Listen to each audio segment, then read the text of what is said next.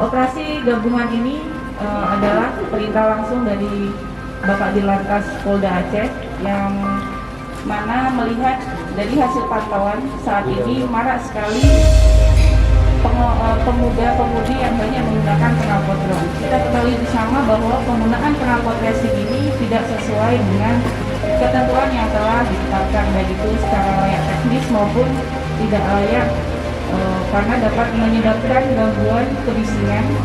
Selain itu juga menyebabkan emisi gas buang yang dapat mengganggu lingkungan hidup.